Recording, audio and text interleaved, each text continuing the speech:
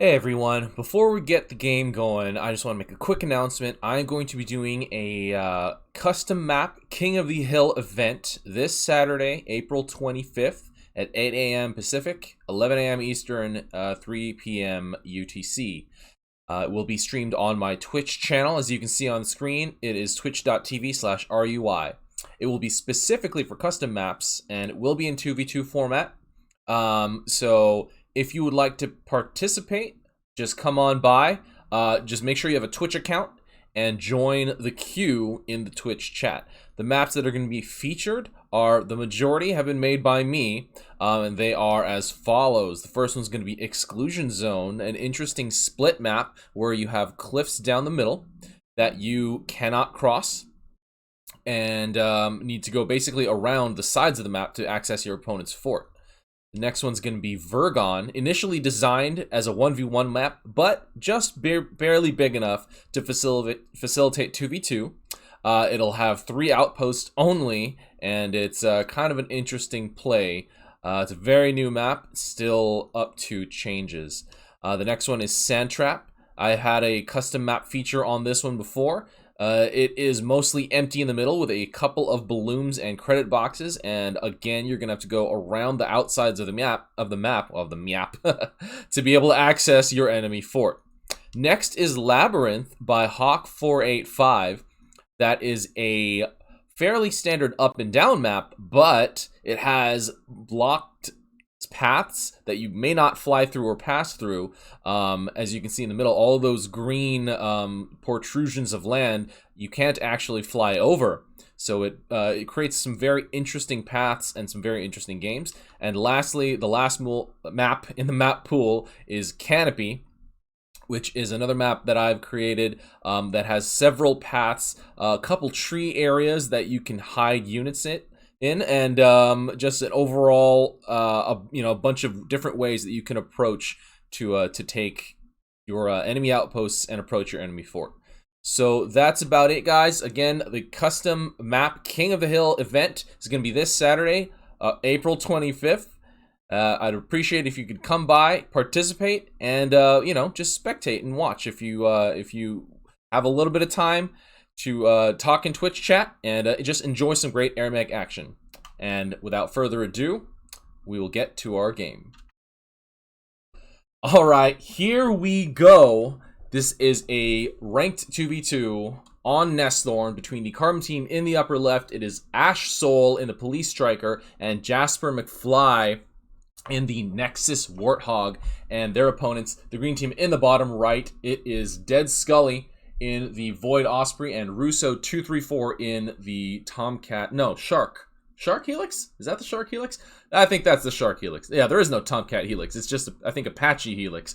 And this is one of those games that, for some reason, super chugs at the beginning. And I don't think I can bypass it with just fast forward. Let's see if I can. Yeah, I don't think I can. So, unfortunately, we're going to have to sit through this at the beginning. So, I apologize. There's even more of a delay until the start of the actual game that we're going to watch today. But as you can see, this game was played in New Jersey, or at least off the New Jersey server. Yeah, I don't really know what causes this. I'm guessing it has to do with the way that the game oh, there we go. Now it's smooth. So that makes 0 sense. Yeah, AirMech, guys, not exactly bug-free. Actually, bugs are probably a defining characteristic of AirMech. There have been so many interesting, hilarious bugs discovered over the years that I think without it, it just won't feel like AirMech anymore. I don't know if you guys agree. Probably a lot of the people, a lot of like the veterans, the longtime players that have been around for such a long time would agree with me. Just because, like, finding bugs and reporting them and laughing at how ridiculous they were, that was a huge thing in the game. And there's still a decent amount going around. And there you go. For some reason, yeah, all this stuff happens. But anyway, I would assume pretty standard approaches here.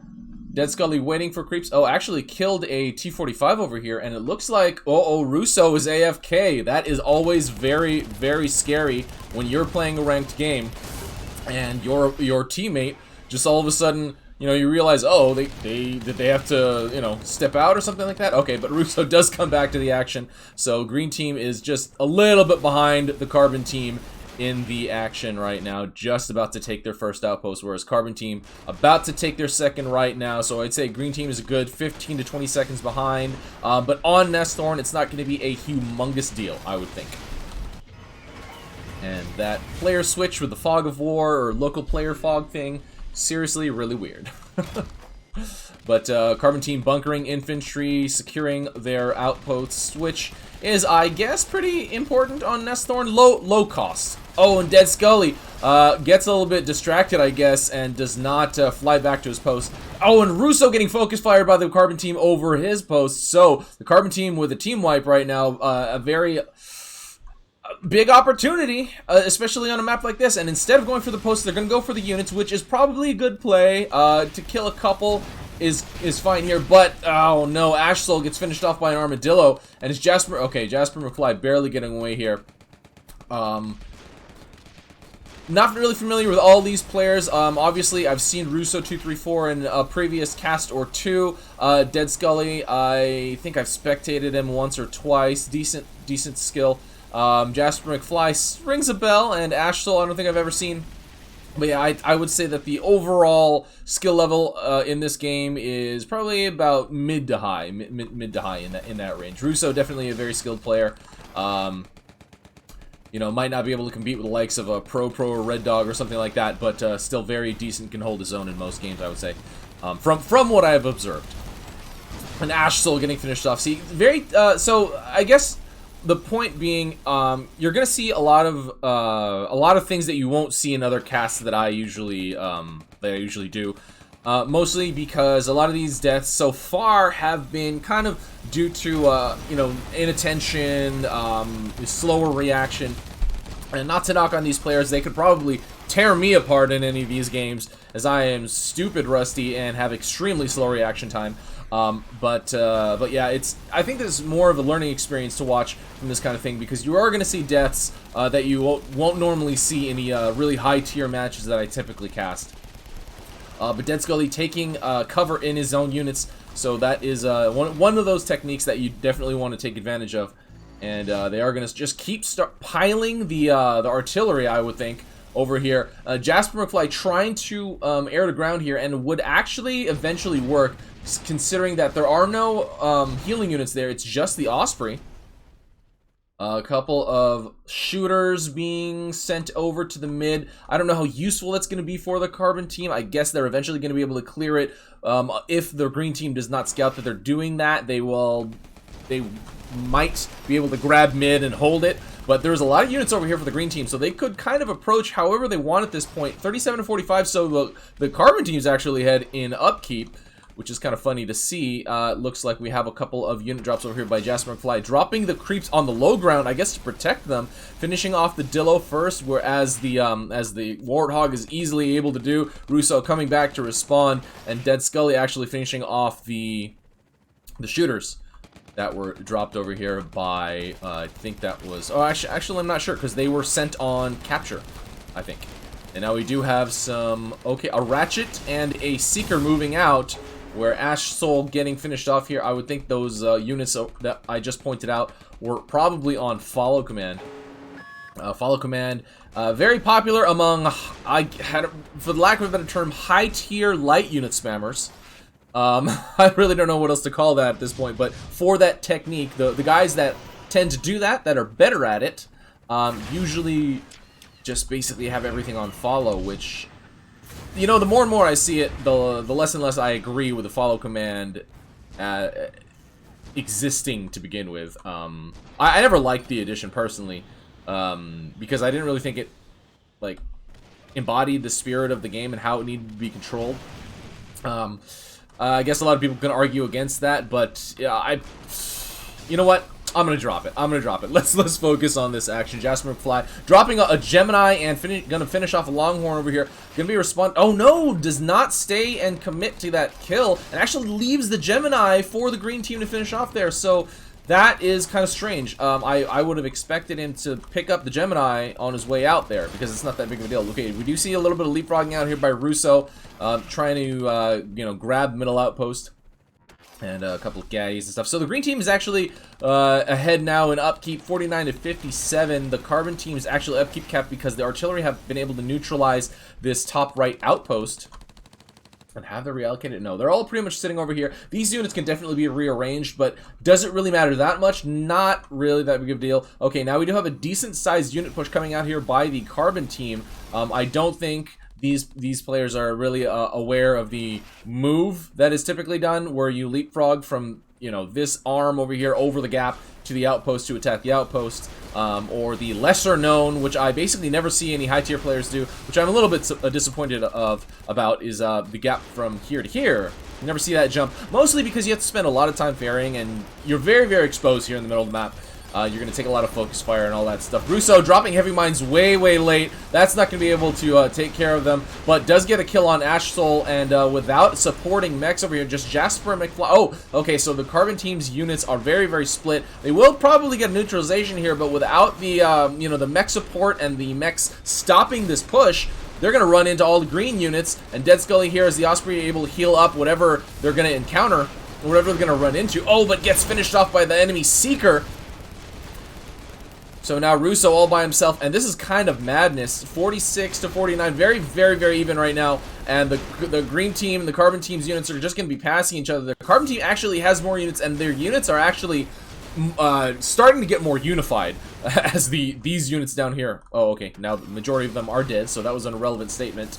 But they were catching up, but it doesn't really matter. That was basically all of carbon team's units, which, sadly, that's kind of how you have to push in AirMech, especially on a map like this. You have to basically commit your entire army to your push, which, I mean, it's okay, you know. I don't really have too many problems with the fact that that is the basic requirement for you know, meta level pushes, but it's kind of a weird thing that you basically have to do the whole, you know, dedicate your entire army to a push. JasperMcFly going down there. ashsoul actually getting finished off early by our Longhorn, so team wipe on the green side, or by the green side, against the carbon side. But anyway, taking back the right outpost, and this game is basically reset. Most of carbon units have been finished off. Pretty much all green units have been finished off in that approach there. All that they have on the field right now is what they've been able to rebuild. So 22 to 37, carbon team moving out again, moving out. Holy moly. It's not that many Longhorn, and could probably be stopped by even an Osprey with given enough time and a couple units in support. Russo getting finished off by ashsoul in that chase back to his post. But the carbon team actually getting a decent foothold on mid, and now this is kind of a scary push, because these units here, I'm going to give it a quick pause here, these units here are not really in defensive position. They're kind of spread out. Not really in like a defensive line. What you want is a T formation, basically. Your enemy units are going to come in this way, and you want your units perpendicular. You want to cross the T, which is like a phrase that I basically learned through AirMech, where pretty much all of your units can attack the leading units of the enemy clump. You know, you want as much overlap in range as possible, so you kind of want to concave a little bit, but even just a straight perpendicular is still very, very useful. And right now, JasperMcFly dropping a bunch of... Oh, was this dropped, or was this pushed? I'm not even sure. I was not paying attention. Too busy ranting. But both enemy mechs over here in the area will be able to clear out all of the carbon units that have been dropped. JasperMcFly actually dropping a couple rebels to get the neutralization, and one on the fort as well. Like the split, he's able to distract both green mechs, you know, and force them to split their attention. I like the one on the fort doing the fort damage sound. Unfortunately, we are at 9 minutes, so we're at level 2 creeps. Soon to be level 3, so these creeps doing a lot of damage to that rebel. I think you can drop it here? No, I'm not really sure what the ranges are there, but ideally you want to drop it away from the creep path so the creeps don't do damage to your tanks or to whatever unit you decide to drop at the fort. Now ashsoul dropping a Tesla tower on the low ground actually. So that's actually pretty effective. These tanks don't really have great line of sight to the Tesla tower. So, but the Tesla tower does not need line of sight for some reason to the tanks. So hitting the tanks here from a different elevation. 38 to 42. Carbon team slightly ahead, but the green team is definitely still in this. You know, one good move, especially against, and I kind of hate to say it, but especially against, like in a mid-tier game, you know, you're not really going to have the type of defensive capability that you would see in a high-tier game. So, like on a map like Nesthorn, defense is so strong that if you are really aware of how to defend and how to put up an effective defensive line, you can hold off huge pushes with extremely unfavorable ratios and still, you know, come out on top. But in a mid-tier game, without that type of execution, you're not really going to see the kind of holdouts that you would in a high-tier game on Nesthorn. Okay, a couple turret drops over here, which is, I mean, for the most part, kind of a waste if the enemy knows how to clear them out, which it looks like the green team is going to be able to do at least, very least decently. ashsoul dropping a couple of rebels there, but okay, JasperMcFly and DSku11y going down, so now it's just going to be Russo and ashsoul here in 1v1 real quick. ashsoul getting away there, so yeah, this guy's making me say ashsoul. I just want to point that out real quick. But a decent amount of carbon units sitting over here. Again, very dangerous and borderline wasteful to throw this many units this deep into enemy territory. With, I guess, with the way that they've laid them out here and the quantity that they've thrown there, they kind of threw them out there for like an attempt at area control. Which, I mean, I guess they almost pulled off in a way. But it seems like they were just trying to put so many units there that the green team wouldn't really be able to fight back that spot, which they obviously were able to do with outpost support and more, you know, the ability to bring out reinforcements. So what outpost support really means is not just heal. It's not just heal and not just energy, but it's the ability to bring out units. It's the ability to reinforce at a nearby location. So that's a very large, huge thing that you got to consider when you're trying to attack on the enemy side of the field. When the enemy has an outpost nearby, probably priority number one is to neutralize. If you're actually trying to attack in an area close to an outpost, priority number one usually is to neutralize. There's a couple exceptions, obviously. There's gonna be like mech kills or something like that, and ashsoul getting finished off there. A majority of the damage I think was done by these Gemini down here, or the carbon units. But Russo as the helix getting the finish in the air. But yeah, besides neutralization, there are very few cases. Very few instances where neutralization won't be the priority in an outpost attack, or at least an attack close to an outpost, because of the humongous advantage that an outpost gives an enemy. Not to mention the passive credits that you earn, and I think XP. I think holding at post gives you passive XP. I think. Oh man, it's been a while since I've been aware of all the mechanics, but I thought... No, never mind, sorry. They don't. It's only taking an outpost. So, hilariously enough... Okay, you know what? Forget the mechanics. Green team's doing this huge push. Overshield already applied, and the carbon team moving out as the green team moves in, which is... I like that move. I don't know if that was intentional, but they're actually moving out right now, and they're going to have to take this long, windy path on Nesthorn to the next outpost. I'm not sure if they set them on attack or if they set them on capture. And they're actually kind of splitting up because the rebels and the gangsters are so much faster. No AA in this clump. It's basically 100% Longhorn left in terms of the units at this speed. So, yeah, the enemy mechs are going to be able to, you know, throw down their own support. They won't really have too much of a threat with the unit push in the area. And so DSku11y firing in. Probably could heal up tanks if he wanted to, but JasperMcFly leapfrogging the tanks past the carbon team, or so the green team defenses, which is hilarious. I don't know if I've ever seen that. Getting finished off, but finished that last ferry. But will the tanks even make it to the post, or to the fort? I don't think so. There you go. Last, oh no! Oh, ashsoul is here to support. Okay, but the tank not doing too much damage. Not really a relevant amount of damage, I would say. Whopper's already out for the green team, and the green team now with that push, and basically with the carbon team push away from mid, which is basically never something you should do on Nesthorn unless you have like full upkeep worth of Devastators and Goliaths, or unless you've basically already artilleried the opponent's defensive line to death. It's something you probably should never do just because it takes so long, and the entire push there to wherever the hell you're bringing your units, the enemy can do damage to your tanks, do damage to whatever units you're pushing. Dead Scully needs to keep these mines disarmed. Needs to start healing there. Oh boy, as the Osprey, that's basically what you do. Oh, and this mine, oh my god, this mine was able to arm because the green team units did not get over them yet. So basically, as the Osprey, he needs to like fly over the push path and hold right click to not only identify the heavy mines, but to disarm them. But now oh god, the carbon team moving in with a massive force. This is an insane back and forth right now. And the Goliath leading the way, probably going to get itself killed, but enough distraction fire to allow the rest of the units to approach safely. JasperMcFly killing Dead Scully in the air with that strong Warthog fire, and the rest of these green units are going to be cleaned up. The carbon team not really dropping enough distractive units, but I don't think that really matters. Even though it's 49 to 59 right now, the green team is ahead in upkeep, but all the carbon units are sitting over here, moving toward basically a death ball, moving toward the green mid outpost, finishing off their initial push there.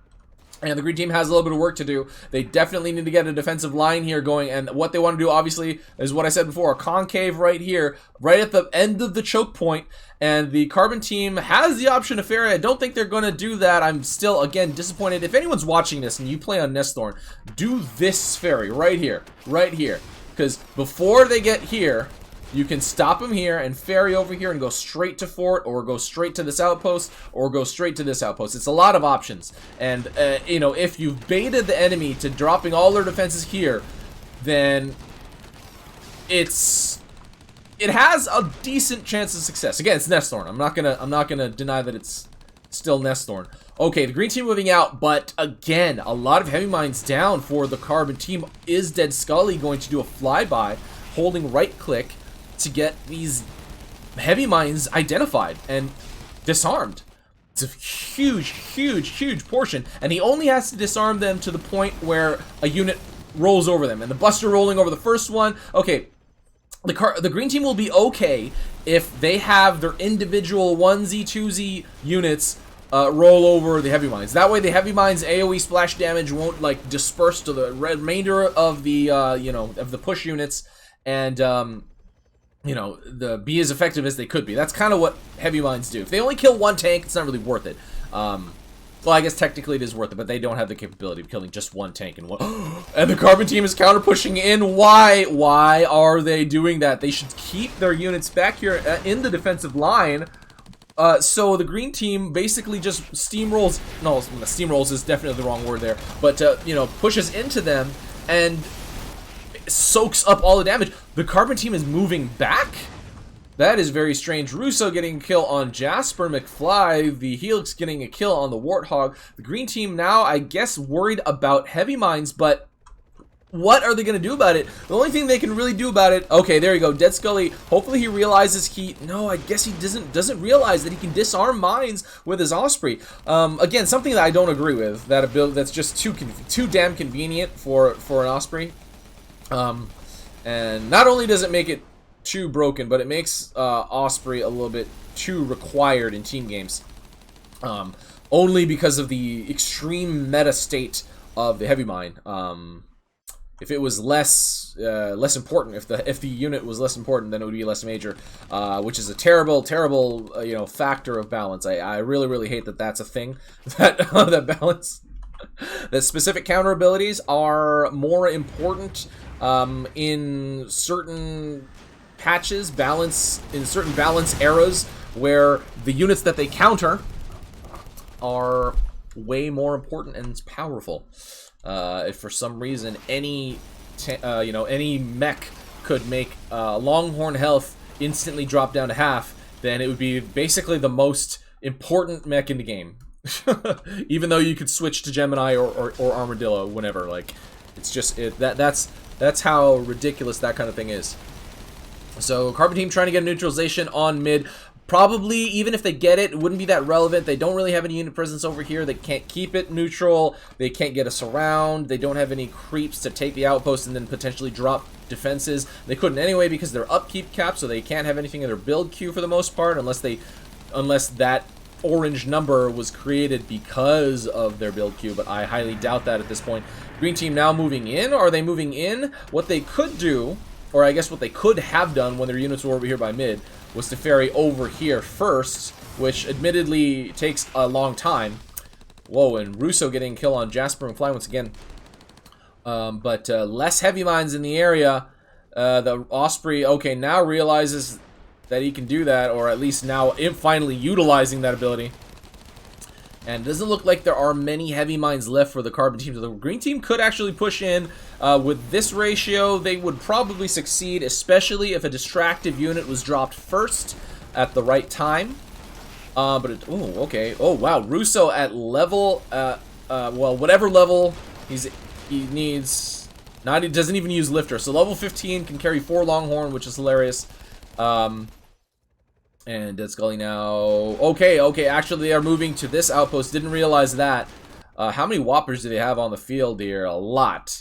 Ton there, and a ton here. Okay, so it does look like the Green Team will take this outpost under their control. Drops creeps right in front of the rebels, or the gangsters, but doesn't matter. Yes, it does. One creep does get finished off, so they need to come back with another wave of creeps, considering the likelihood that, okay, we are at 21 minutes, that these level 4 creeps are going to kill a couple, if not all, the remaining creeps that are over there. Devastator is now at the front, so Russo is more comfortable pushing his units. But again, no creeps, no infantry. Okay, Butcher's going down, so that will be able to take this outpost if they don't get too distracted. Oh, and for some reason they are, okay, wandering. Okay, there you go. Green Team able to take this outpost under their control. Might want to build a couple more Butchers and just drop them in the bunker slots. But now we do have this push coming over here with the Carbon Team for some reason moving out into the Green Team push. And they're just going to get completely slaughtered. 32 right now to 92, so it's like 3 to 1-ish. For the Carbon Team, or sorry, for the Green Team. Okay, now that upkeep has been alleviated, for lack of a better term, the Carbon Team able to spend their money and able to dump more units into their build queue, but a little bit too late for that, as they've lost both outposts on their side. I guess they moved a couple of tanks over here to get this outpost neutralized, but it's still really not going to be that effective overall, as the Green Team has the numbers, has the area control with their units, and does look like they are going to probably just go in for the kill at this point. They have like a 3 to 1, almost 4 to 1 upkeep advantage. Actually, Carbon Team grabbing back control of this outpost. Hilarious. That is kind of crazy. Green Team moving in with these units. Are they moving in with these yet? No, I guess they just want to, especially after a 20-minute game, you want to play it safe. I totally understand that, but realistically speaking, it's time for the Carbon Team to consider hitting that surrender button, as they are down a massive amount on a map, on probably the map that is the easiest to defend on.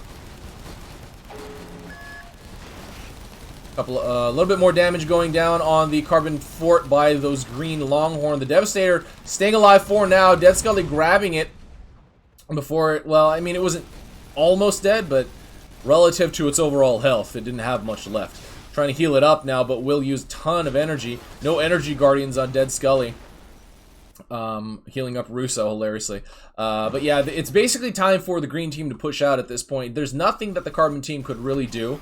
You know, and the Green Team could probably realize that if they do just a quick flyby, see what the Carbon Team has at their fort. I guess this is another lesson for anyone who is still learning the game. You know, don't prolong the game, you know, if you don't need to. You can kind of tell. I mean, look at how many units are over here. And the majority of them are goalies, Longhorn, and Goliath, right? And basically the only thing that the Carbon Team has at their fort are 5 Gaddies. Gaddies do abysmal damage to the heavily armored Devastator and Goliath. Even against Longhorn, it's terrible. And Busters especially even, too. Well, that was to the side of the Buster, and that was a gangster, so that's not the same thing. And that was basically all these units. But again, the Carbon team has basically an overwhelming, drastically overwhelming unit advantage right now. So it's basically time to fly over their units, just spam the R button, which I have learned the hotkey for, because previously it was Y. Or, again, for all you vets, for the longest time it was Y for attack for some reason. Not really sure why. I guess because R was repeat build? Whatever. But yeah, Carbon team basically, I mean, it's funny that they even still have this outpost. The Green team, I guess, feeling a little complacent here, realizing that all they have to do is get a little bit more units, leapfrog up, and they will be just fine. And now it looks like Dead Scully is moving out his units. Let's see if he's, oh, nope. Let's see if he's putting them on follow or what. Let's see here. Can you tell by hovering over it? No, you can't. Wow, this is kind of crazy. Yeah, the Carbon team really just needs to consider hitting surrender at this point, because neither team seems like they want to you know, be active in this game anymore. Green team just needs to move out, I would say. Like tons of creeps even coming out for the Green team. So I mean, these gaddies here are actually taking care of them very, very quickly. But the Carbon team, I don't really know what they're thinking at this point. They must be thinking, why is this game still going? It's very likely they don't even know that the surrender feature is a thing. But yeah, if guys, I mean, you can't see it on my screen, but if you hit escape while you're actually playing a game, not spectating, you will... Okay, there you go. JasperMcFly is saying, I give up. So he is initiating the surrender. So ashsoul just needs to follow suit, and there it is. Green team, Dead Scully and Russo234 taking this ranked 2v2 on Nesthorn over the Carbon team, ashsoul and JasperMcFly. Yeah, lots of lessons to be learned, but I really did enjoy the back and forth of that game. It was crazy seeing pushes go into pushes. But yeah, guys, so remember, the surrender feature exists, and you can fly around.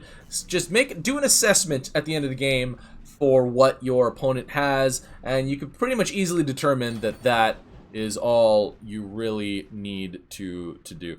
So once again, this Saturday, the custom map King of the Hill 2v2 event is going to go on my Twitch channel, twitch.tv/RUI. Please, if you have some time this Saturday afternoon, morning, evening, depending on where you are in the world, stop by. You know, come hang out with the AirMech community, and if you feel so inclined, come and participate. There are rewards for everyone, even if you don't happen to be victorious.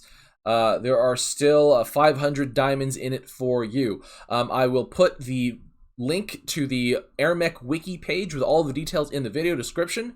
But yeah, once again, guys, if you you know, if you enjoy these videos, I'd appreciate the support. And if you come and play, your game will be on YouTube, period, because I'm going to cast and record all the games that are going to go on this weekend. So, yeah, custom map, King of the Hill 2v2, all custom maps, all new content. This is RUI, and that is game. See you next time.